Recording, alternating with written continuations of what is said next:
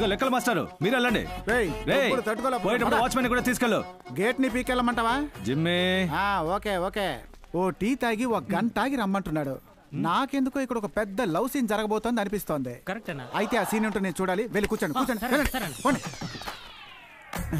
Plate ఈయన గడుగుతున్నాడేంటి? ఏం అర్థం కావట్లేదే. ఇందుకైనా 500 ఇచ్చింది.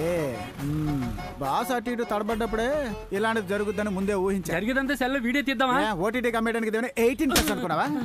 ఇందులో 2 గిన్నెల్లో బిర్యానీ, 1 గిన్నెలో ఎగురు, 1 గిన్నెలో రైతా ఉంది. తిన్నాక మర్చిపోకుండా హాట్ బాక్స్ కార్లో పెట్టుకోండి. నెక్స్ట్ టైం కలిసినప్పుడు తీసుకుంటాను. ఎక్కడికి పారిపోతున్నావు? నువ్వు వడ్డించకపోతే ఒక్క ముద్ద కూడా తిన్ను. ఎవరు రారు కదా. బయట వాళ్ళు ఎవరు రారు. ఏముంది, అకౌంట్స్ నోట్బుక్ కోసం ఆడిటర్ జేకబ్ గారు వస్తారు.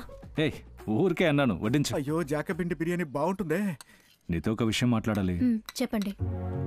నేను బస్సులో చూడడానికి ముందే నువ్వు మా ఇంటికి ఫోటో రూపంలో వచ్చావు. ఆ రోజు మనసు పడ్డా, డైరెక్ట్గా చూసి లవ్లో పడ్డా.